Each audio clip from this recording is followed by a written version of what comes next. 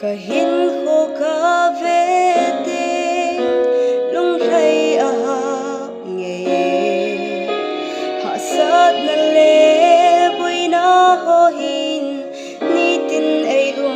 kimve ay panpiding nay lobangin lungsung ahom zie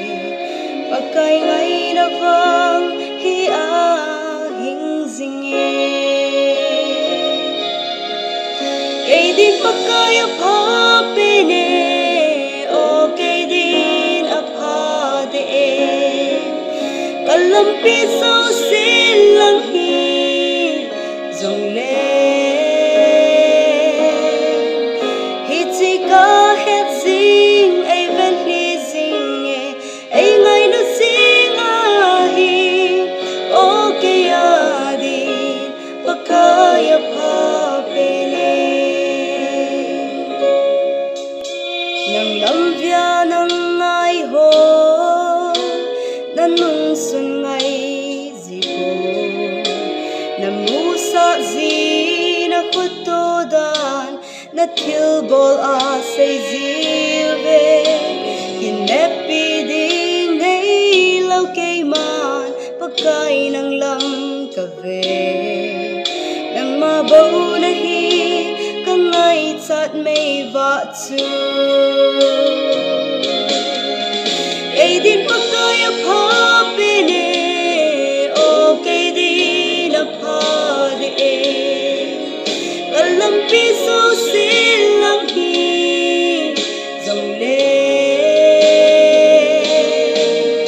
hitsi ka het zing ay ven hi zing ay ngay na sing ahi o Keidin pakai Apha pene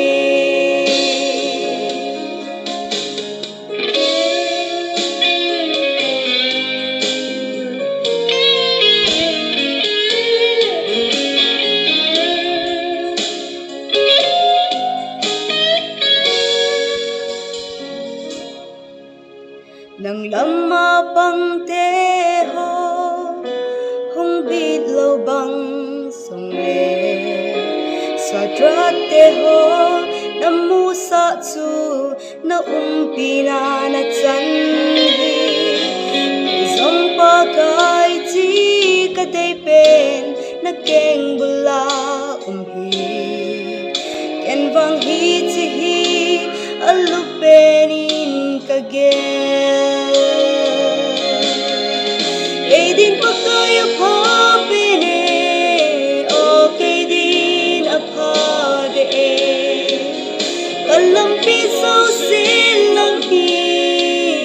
zong le